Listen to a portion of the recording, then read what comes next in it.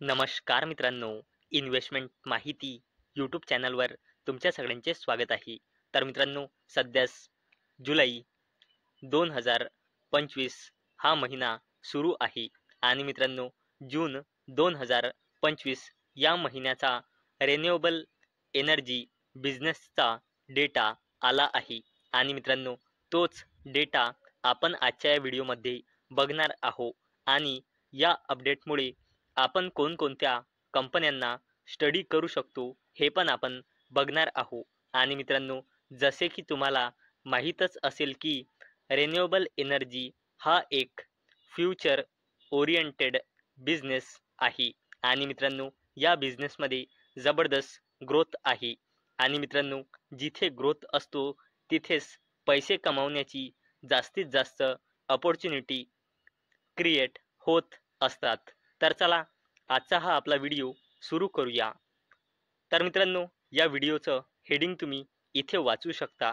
June renewable capacity additions zooms to 7.3 giga watt. तर चला, अपडेटला डिटेलमध्ये समजून घेऊया आणि या अपडेटमुळे आपण कोणकोणत्या कंपन्यांना स्टडी करू शकतो हे पण आपण आजच्या या व्हिडिओमध्ये बघणार आहोत.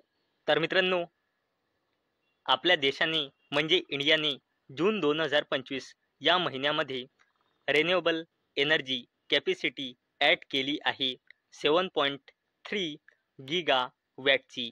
आणि मित्रांनो, एका वर्षा पहिले म्हणजे जून 2024 या महिन्यामध्ये इंडियाने रिन्युएबल एनर्जी कॅपॅसिटी ॲड केली होती फक्त 1.4 गिगावॅट. म्हणजे मित्रांनो, इयर ऑन इयर बेसिसवर तुम्ही ग्रोथ बघू शकता.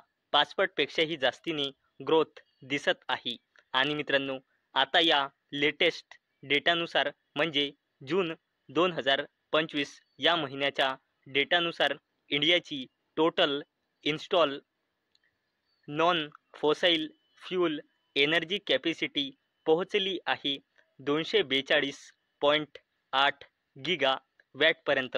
आणि मित्रांनो, इंडियाने 7.3 gigawatt renewable energy capacity add केली आहे जून 2025 या महिन्यामध्ये आणि त्यातील 5.4 गिगावॅट सोलार एनर्जी आहे.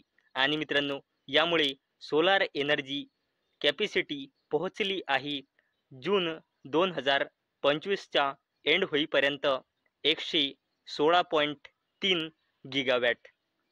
आणि मित्रांनो, इंडियाचा टार्गेट आहे non fossil fuel energy capacity 2030 पर्यंत 500 गिगावॅट करण्याची, जी सध्याच आहे 242.8 गिगावॅट म्हणजे हाफ. आणि मित्रांनो, renewable energy minister Pralhad Joshi यांनी एक्स म्हणजे ट्विटरवर म्हटले आहे की इंडियाच्या renewable and solar energy journey continuously momentum gain करत आहे. आणि मित्रांनो, सध्याच इंडिया 3rd नंबरवर आहे चायना आणि US नंतर वाइंड आणि सोलार एनर्जी प्रोडक्शनमध्ये, असे ministry of new and renewable energy, ज्यांचे नाव आहे प्रल्हाद जोशी, यांनी म्हटले आहे. म्हणजे मित्रांनो, सध्याच पूर्ण जगातील इंडिया ही अशी तिसरी कंपनी आहे जी सर्वात जास्त वाइंड आणि सोलार एनर्जी प्रोडक्शन करते, चायना आणि US नंतर. तर चला मित्रांनो, बघूया या अपडेटमुळे आपण कोणकोणत्या कंपन्यांना स्टडी करू शकतो. कारण मित्रांनो, इंडियन गव्हर्नमेंटचा टार्गेट आहे आपली non fossil fuel energy 500 gigawatt करण्याची 2030 पर्यंत. आणि सध्यास जून 2025 नुसार इंडियाची non fossil fuel energy capacity आहे 242 गिगा वॅट. तर चला, बघूया या अपडेटमुळे आपण कोणकोणत्या कंपन्यांना स्टडी करू शकतो. तर मित्रांनो, या अपडेटमुळे आपण JSW ग्रुपची जबरदस्त कंपनी JSW एनर्जी लिमिटेडला स्टडी करू शकतो.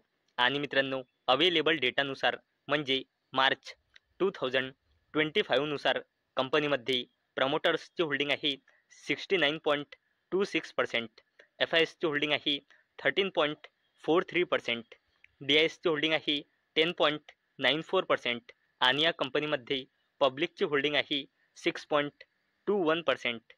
आणि मित्रांनो, या अपडेटमुळे आपण एन टी पी सी लिमिटेडची subsidiary company N T P C green energy लिमिटेडला सुद्धा स्टडी करू शकतो आणि अवेलेबल डेटानुसार म्हणजे मार्च 2025 नुसार कंपनीमध्ये प्रमोटर्सची होल्डिंग आहे 89.01%, एफ आय एसची होल्डिंग आहे 1.98%, डी आय एसची होल्डिंग आहे 4.87% आणि या कंपनीमध्ये पब्लिकची होल्डिंग आहे 4.14%.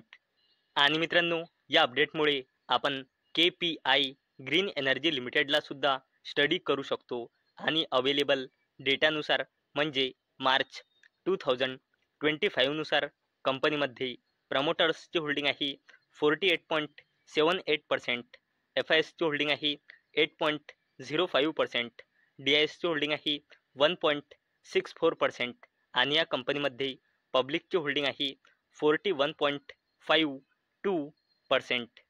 आणि मित्रांनो, या अपडेटमुळे आपण अडानी ग्रुपची दिग्गज कंपनी अडानी ग्रीन एनर्जी लिमिटेडला सुद्धा स्टडी करू शकतो आणि अवेलेबल डेटानुसार म्हणजे मार्च 2025 नुसार या कंपनीमध्ये प्रमोटर्सची होल्डिंग आहे 60.93%, एफ आय एसची होल्डिंग आहे 12.45%, डी आय एसची होल्डिंग आहे 2.40%, या कंपनीमध्ये पब्लिकची होल्डिंग आहे 24.22%.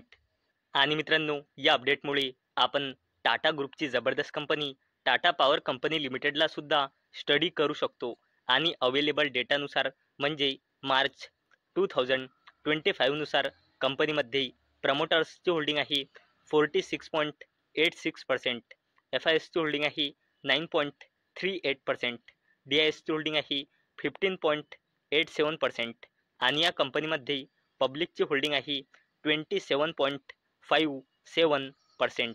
आणि मित्रांनो, या अपडेटमुळे आपण इरडा म्हणजे Indian renewable energy development agency लिमिटेडला सुद्धा स्टडी करू शकतो आणि अवेलेबल डेटानुसार म्हणजे जून 2025 नुसार कंपनीमध्ये प्रमोटर्सची होल्डिंग आहे 71.76%, एफ आय एसची होल्डिंग आहे 3.26%, डी आय एसची होल्डिंग आहे 3.12% आणि या कंपनीमध्ये पब्लिकची होल्डिंग आहे 21.86%.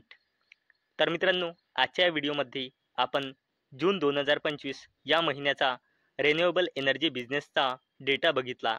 तर मित्रांनो, इंडियाची फॉसिल फ्यूल एनर्जीची कॅपॅसिटी जून 2025 नुसार वाढून झाली आहे ॲप्रॉक्सिमेटली 243 गिगावॅट आणि गव्हर्नमेंटचा टार्गेट आहे या कॅपॅसिटीला 2030 पर्यंत 500 गिगावॅट पर्यंत वाढवण्याचा.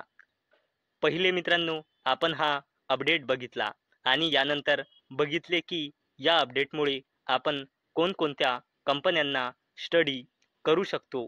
तर मित्रांनो, मला अपेक्षा आहे हा व्हिडिओ तुम्हाला इन्फॉर्मेटिव्ह वाटला असेल. तर मित्रांनो, जर तुम्हाला हा व्हिडिओ इन्फॉर्मेटिव्ह वाटला असेल तर या व्हिडिओला लाईक करा आणि चॅनलला सबस्क्राईब करा.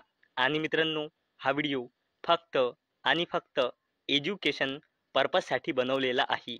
माझ्याकडून काहीही रेकमेंडेशन नाही की तुम्ही या स्टॉक्सना बाय करा, सेल करा किंवा होल्ड करा. तर चला भेटूया नेक्स्ट व्हिडिओमध्ये. तोपर्यंत टाटा, बाय बाय.